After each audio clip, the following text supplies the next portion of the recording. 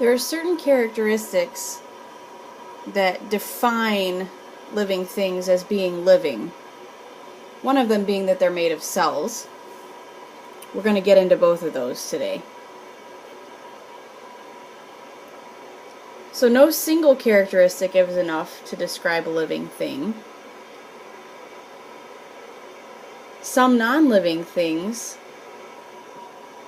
share traits with living things. The thing is, though, in order for something to be considered living, it has to contain or possess all of those characteristics. Viruses exist at the border between organisms and non-living things because they don't contain all of those characteristics. The first characteristic of living things is that they're based on a universal genetic code. The genetic code is written in DNA, and that's all the information they need to live, grow, and reproduce. This information is copied and passed from parent to offspring and is almost identical in every single organism on Earth. Living things grow and develop. You can see a single fertilized egg dividing again and again. When these cells divide, they differentiate. They begin to look different from one another and perform different functions. So a heart cell does different things than a brain cell, for instance. Living things respond to their environment. A stimulus is a signal to which an organism responds. Plants can produce chemicals to ward off caterpillars that feed on their leaves.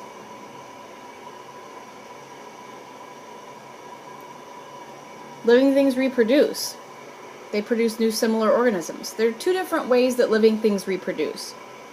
Most plants and animals take part in sexual reproduction, where we have cells from two parents uniting to form the first new cell of a new organism.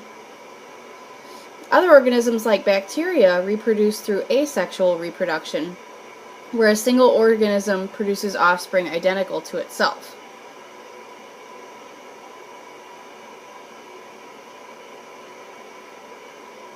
This is an important one. Living things maintain a stable internal environment, even when external conditions change dramatically. Living things expend energy to do this. This condition, this stable internal environment, is called homeostasis. In plants, there are specialized cells, seen here, that help regulate gases coming into and going out of the plant.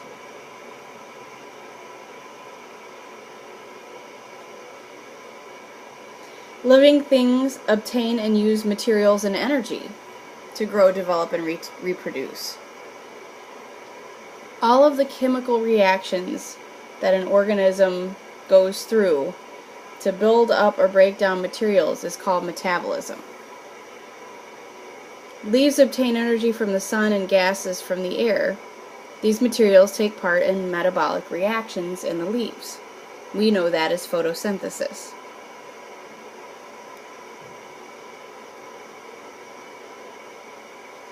Living things are made up of one or more cells, the smallest living unit. These cells individually can grow, respond to their surroundings, and reproduce. Cells are complex, they're highly organized. A branch of a tree contains millions of cells. These are plant cells in the picture you see.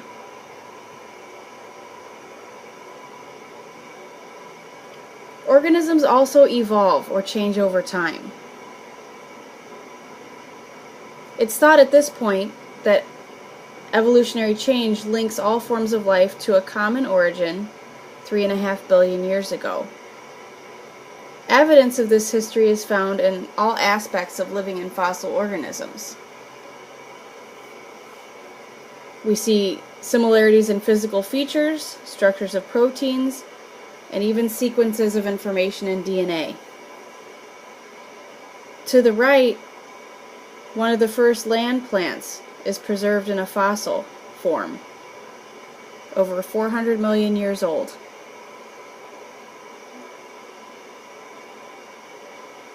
More about cells now. There are many different scientists that once the microscope was invented studied cells.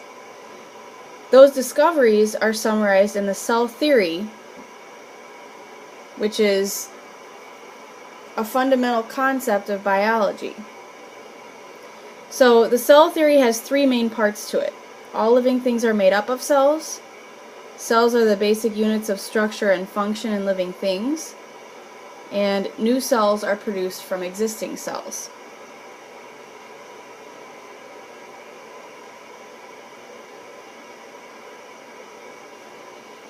There are two main types of cells, prokaryotes and eukaryotes. Most cells range from 5 to 50 micrometers in diameter. Smallest bacteria are only 0.2 micrometers across. So they're difficult to see under a regular light microscope.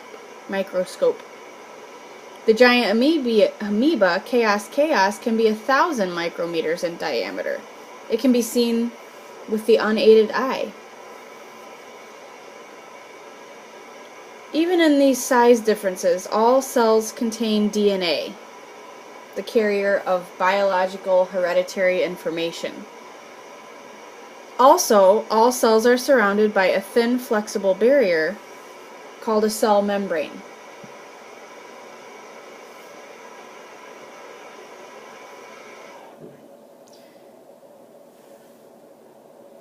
Prokaryotes and eukaryotes are distinguished from one another depending on whether they contain a nucleus.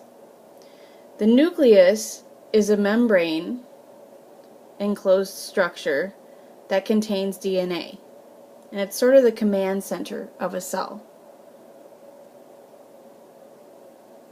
Eukaryotes are cells that enclose their DNA in nuclei, and this is where I start sounding like a cow. The sound eukaryotes sounds like nuclei.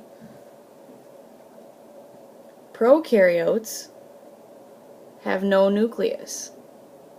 So prokaryotes have no nucleus. You can see below the prokaryotic cell is a little bit smaller.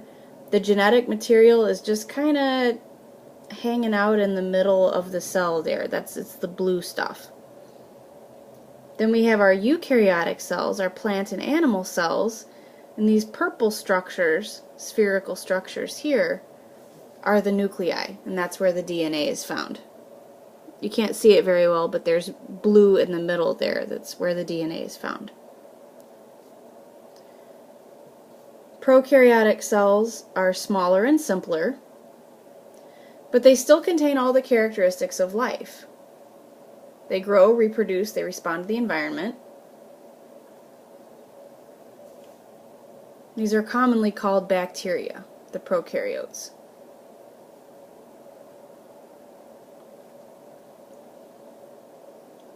Eukaryotes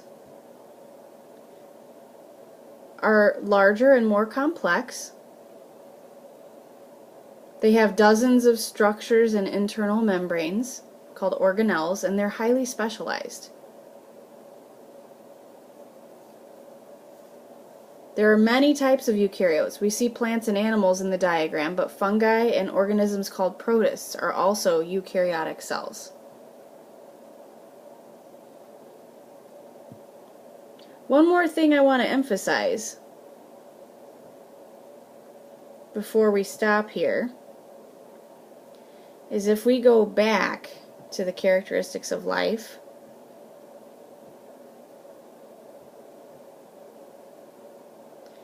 movement, the ability to move.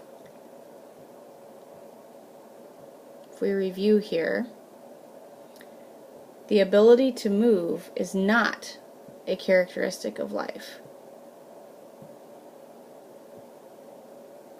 So the ability to move